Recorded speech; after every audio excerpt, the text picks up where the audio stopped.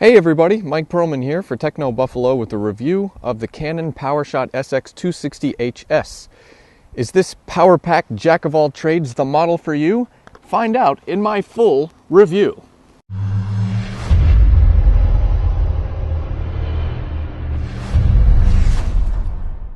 Ladies and gentlemen, welcome to my Canon PowerShot SX260 HS review.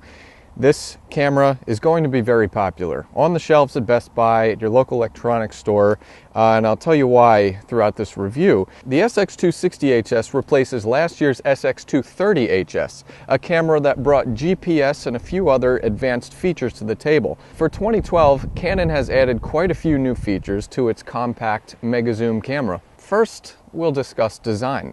The Canon PowerShot SX260 HS now has a rubberized right-hand grip, so it's a little bit easier to hold, and Canon also abolished that unsightly GPS hump that was found on the SX230. Now the top of the camera is nice and flush. The zoom has been increased from a 14x optical now to a 20x optical zoom, and the lens has a wide-angle capability of 25 millimeters compared to last year's 28. On the downside, the SX260 HS now has a slower base aperture. It has an f3.5 aperture compared to the SX230's f3.1 aperture.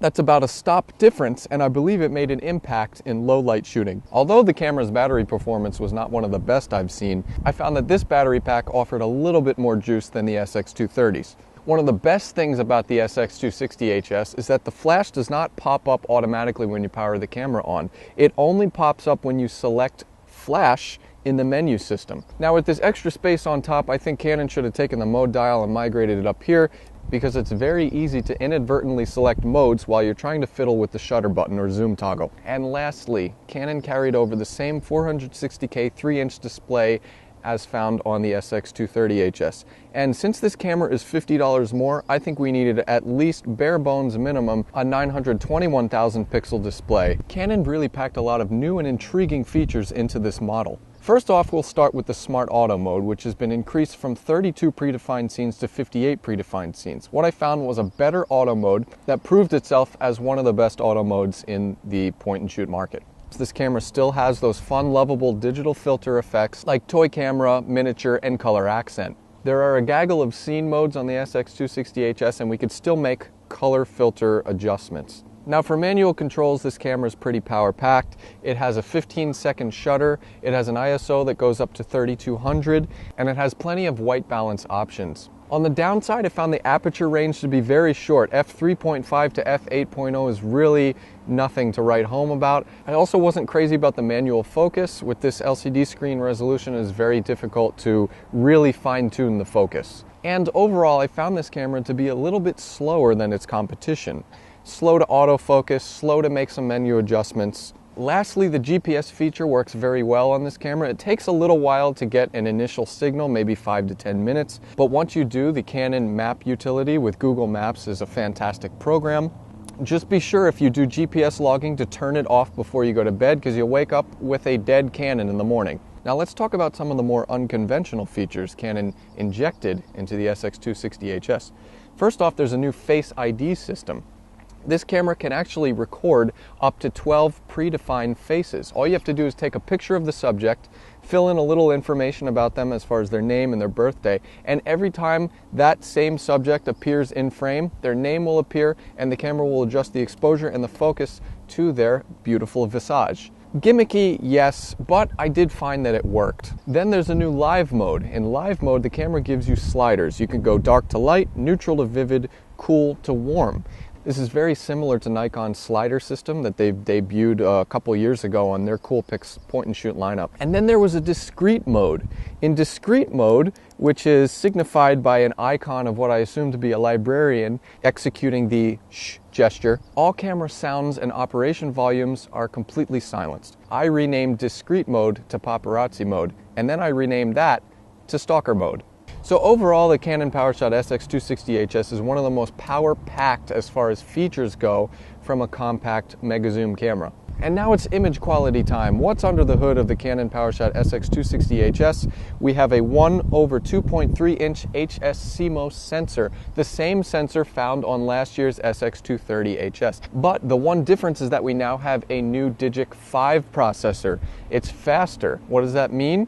High-speed burst HQ shooting, that's 10.3 frames per second, burst mode at full resolution. The results were very great, so if you're planning on taking a lot of fast action shots, this is a great camera to do it with. Now when it came to the great spectrum of photography, this camera was great in ideal lighting situations. That includes well-lit macro scenarios and subdued landscapes. But in several dynamic shooting scenes where you had a big backlight and a shadowy foreground, this camera tended to overexpose and blow out.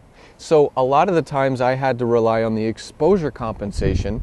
Now that's an easy adjustment for an advanced shooter to make, but most beginners will think that exposure compensation is some kind of deep psychological complex. Low light exposure was pretty decent with the SX260HS. However, certain high ISO images were a bit muddy as far as noise goes. Another thing about low light is that the auto white balance on the Canon PowerShot SX260HS is fairly weak.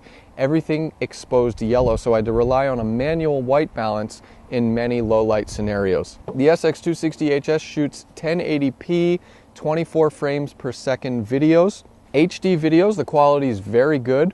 I was quite impressed with the videos from this camera, but I needed a more extensive video control suite like you find on Panasonics. And Panasonics are shooting AVC HD video at 60 frames per second. That's pretty superior to what you find with 24 frames per second. So as far as image quality goes with the Canon PowerShot SX260HS, it's a very good performer. However, it needs a little refinement. It needs user input in order for you to get the most out of this camera.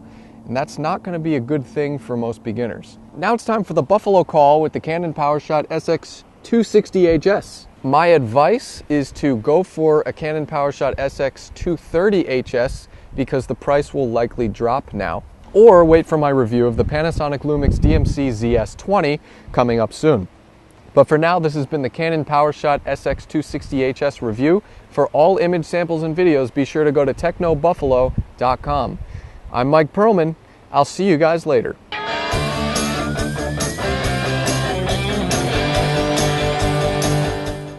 What to do today at a minute or two till 2. A thing distinctly hard to say yet harder still to do. She beat her tattoo at 20 to 2 with a rat-a-tat-tat-tat-tat-tat-tat-tat, and the dragon will come and here's a drum at a minute or two till 2 today. A minute or two till 2. That's how I warm up for these.